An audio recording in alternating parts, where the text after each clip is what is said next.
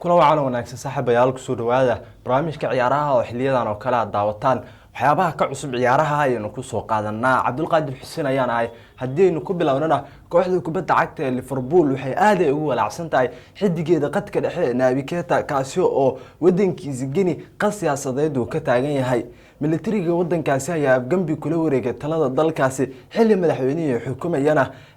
xabsiga loo taxaabay warkan waxa uu walaac ku abuuray kooxda kubadda cagta ee Jordan Klopp kaasi oo xidigooda hadda qayb uu ka ah xidigii xulka qaranka kubadda cagta ee Guinea Israareebka koobka adduunka ku metelaya marka Liverpool xaaladiisa ay laacibkan aad ugu cabsatay yacni xaaladda amniga dalkaasi waxa leeyahay waa mid aad u hooseysa xilligan in kalsooni badan lagu qabo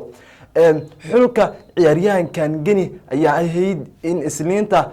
shalay ahayd ee martigeliyaan xulka qaranka kubadda cagta ee Morocco ay ku balansanayeen kulan ka tirsan Israareebka koobka adduunka laakiin xiriirka kubadda cagta ee adduunka ee FIFA ayaa go'aamiyay in dib loo dhigo ciyaartan maadaama laacibiinta reer Guinea ay ku xiriirin yihiin waxay ku xiriirin yihiin laacib ciyaartooyda xulka qaranka kubadda cagta ee Guinea dalkooda halka kuwa Morocco aynan imaan karin waqtigan dalka Guinea yacni xaaladda siyaasadeed ee adag ee ka taagan Guinea ayaa ka dhigaysa in xulka qaranka kubadda cagta ee Morocco iyo xulkan Guinea kulan lagu waday in ciyaaraha Israareebka koobka adduunka maalintii shalay ahayd uu baaqday hadda xaaladda Naby Keita xidigan Liverpool aad ay ugu cabsanaysaa kooxda kubadda cagta ee Liverpool oo xaaladiisa caafimaad tan amnigiisa dhamaanba waxa leeyahay laguma kalsoonaan karo kooxda Liverpool waxay aad u codsanaysaa leeyahay in xidiga isaga oo bad qabo mar uu ku soo laabto gigada Anfield laacibka ayaana hadda la wada qorshe uu kaga soo tagi lahaa dalkiisa si kastaba warar badan ka soo baxay Liverpool oo la xiriirta xaaladda xidigan ayadoo oo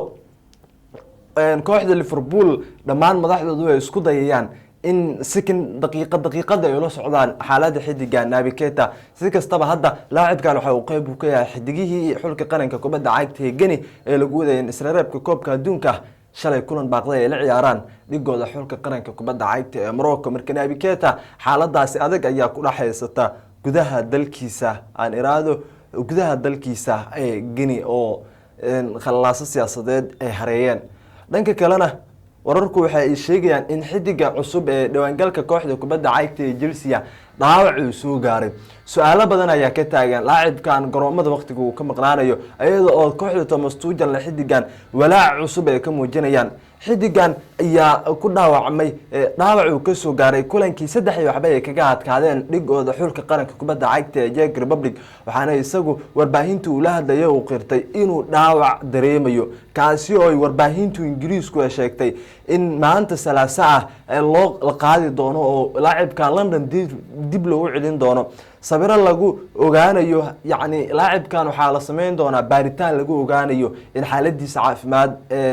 ciyo uu heli karo ama waqtiyo fog ay qaadan karto garoomada intuu ka maqnaan karayo ayaa laacibkan xaaladiisa aad loo eegaya laacibkan ayaana laga saaraa la leeyahay liiska ciyaartooyda xulka qaranka kubadda cagta ee Belgiumka ay kulan arbacada maalinta Britania lagu wada inay la ciyaaraan xulka qaranka kubadda cagta ee Belarus marka Lukaku sidaas ayuu xulka qaranka kubadda cagta ee Belgiumka uu kaga soo haray xaalad caafimaad oo laacibkan la soo wareegto oo dhaawaca uu muuqanayo inuu soo gaaray mar warbaahintu la hadlay qodiisu waxa uu yiri waxaan dareemayaa dhaawac isaga oo aanan qarinin ama aanan xal yiraahdo sidoo kale shaki badan sii galiyay jamaahiirta kooxda kubadda cagta ee Chelsea N'Golo Kante ayaa isaguna ka dhaawacan Chelsea iyadoo oo garoonku laga saaray kulankii Liverpool markii uu wax laacibkan dhaawac uu ka soo gaaray si kastaba dhaawacan cusub ee hadda xidigan Chelsea soo gaaray waxa ay hoos u dhigi kartaa qaab ciyaareedkii Chelsea xil ciyaareedkan ay ku bilaabatay laakiin kooxda Thomas Tuchel in xidiga badan garoonka Stamford Bridge uu ku haysto waxa leeyahay kama dhigi doonto in Lukaku iyo Kante kooxdu nusqaan ay ku noqoto kala leeyahay marka Thomas Tuchel waxa uu qodiisu uu fahamsan yahay inuu isbixin karo laakiin walow wariyaankan kooxdu aad muhiim u ah xil ciyaareedkan oo ah xidigii ugu qaalisanaa gigada Stamford Bridge soo caga dhigta marka sidoo kalena ah xidigii labaad ee ugu qaalisanaa wararka Premier League xil ciyaareedkan imaada Jack Grealish ayaa ka horeeyay oo 100 milyan kooxda Manchester City laacibkan ku soo caga dhigtay si kastaba Lukaku hadda xaaladiisa caafimaad waxa leeyahay baaritaana lagu sameynaya iyadoo oo dib loo shaacin doono ama warbaahintu ay u soo baahin doonto waxyaabaha ka soo baxay natiijooyinka caafimaad ee laacibkan hadda baaritaanada lagu sameynayo wararka suuqa maanta waxyaabaha ka cusub hal laba hadii inuu isha marinana waxa leeyahay kooxda Manchester United ayaa wali xiiseynaysa xidiga qadka dhexe ee West Ham United iyo xulka qaranka kubadda cagta ee England Declan Rice inkastoo ay go'aansadeen leeyahay in aysan u dhaqaaqin 22 sano jirkan xagaagan yani Manchester United xidigan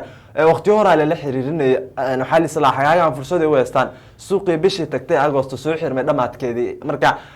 kooxda Ole Gunnar Solskjaer dhaqaaq fiican xidigan dhankiisa ma aysan u sameeynin laakiin isbedel badan ka jiray gigada Old Trafford oo xidiga waaweyn Sancho Ronaldo iyo sidoo kale Varane ay hogaaminayaan ay soo caga dhigteen walow xidigana uu yahay qorashaha ama wili uusan ka bixin qorashaha Ole Gunnar Solskjaer xidiga uu ku tashanayo in gigada Old Trafford uu keeno marka sidoo kale xidigan waxyaabaha Manchester in aad ay ula xaajooto waxa sidoo kale ka saaciday kala leeyahay in kooxdu Manchester United hadda ay u muuqanayso mid dhumin karta xidiga Danny van de Beek oo kooxdu la sheegayo inuu albaabada uu ka baxayo waqtiyada soo aadan marka xidigaas bixitaankiisa waxa ay soo dedejin kartaa Declan Rice imaashihiisa gigada Old Trafford marka Manchester United sidaas ayaa maanta suuqeeda ka cusub Liverpool ayaa sidoo kale xiiseynaysa leeyahay 25 sano jirka reer Spain sidoo kale kooxda maryaha cadcadka ku ciyaarta ee Spain ka ciyaartay Real Madrid ka tirsan waa Marco Asensio kaasoo diyaar u leeyahay inuu ka tago kooxda Real Madrid si uu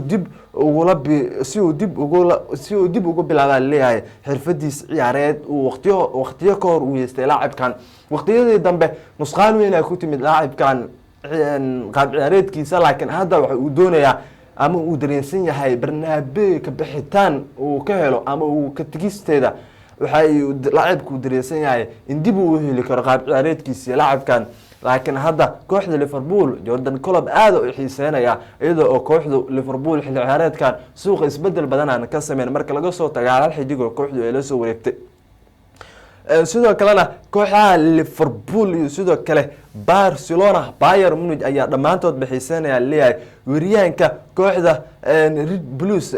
Salzburg ninka la yiraahdo Cream kaasi oo kooxahan aad ay ugu dagaalamayaan si kastaba sidoo kale waxa leeyahay Liverpool ayaa laacibkan noqon karta saxiix kale oo ay helaan